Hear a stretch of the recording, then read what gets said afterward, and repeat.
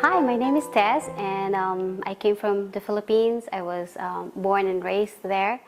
What happened with your mom and how old were you when she passed away? My mom passed away when I was 12 years old, April 7th of 1980, when she passed away.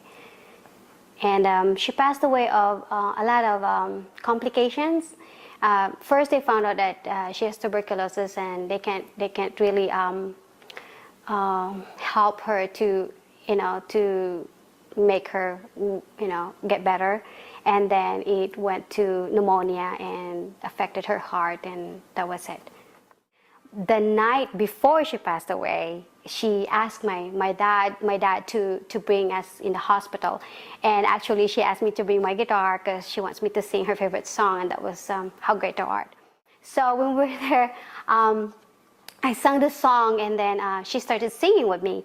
And then she stopped, and then she started crying. So my dad said, "Oh, you better stop singing because it makes her cry." But she asked me to continue, and I finished it. And then it's time for us to go. And then she said, "Come to me." And then I came, and she said, "You promised me to take good care of your little sister," because I'm second to the youngest, and my sister at that time was 10 years old.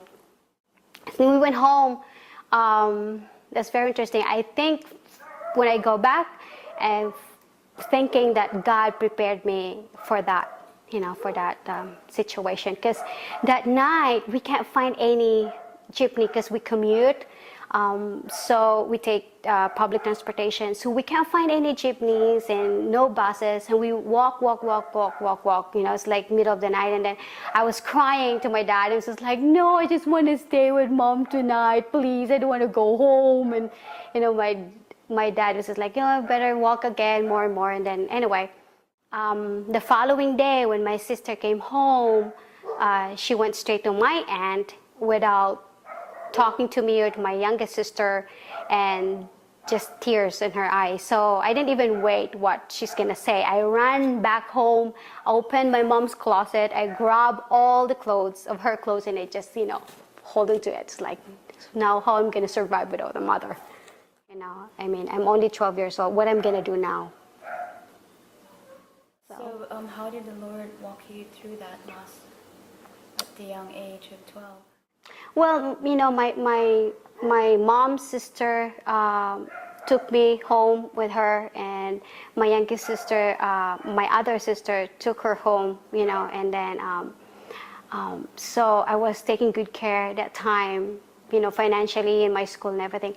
But I think the great impact in my life was the body of Christ, the church, who played us. A lot of moms in the church became my mom. And I'm a kind of person that I will ask, "Can I call you mom? Can I call, is that okay?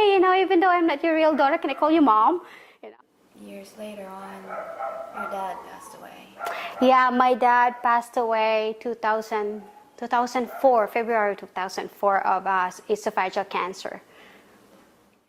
So your dad passed away a few years ago.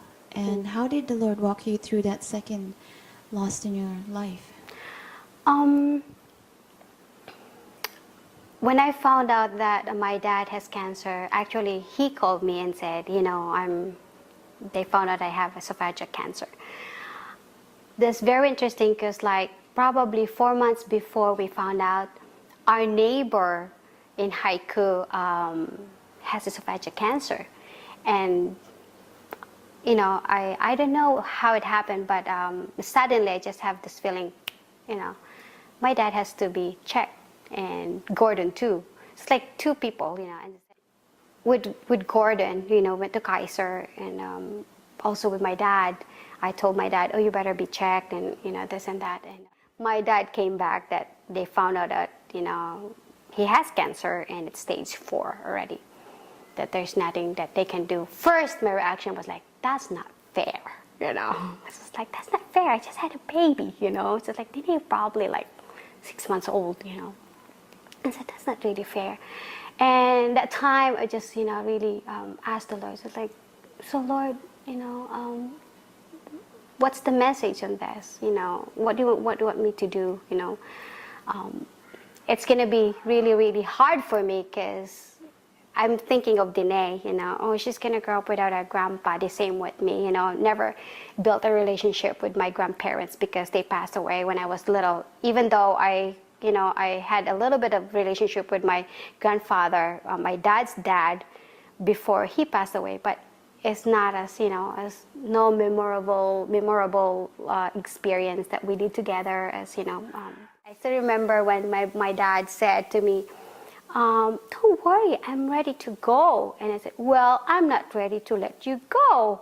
That's what I said to him. And then he said that, don't say that. The only regret I have in my life is that it seems that I didn't serve the Lord that much. And then I'm going home with him, and it clicked into me. It's like, Lord, it's that attitude, that I should have that attitude that it's time for him to go. I know that all our days are numbered and this is his time to go.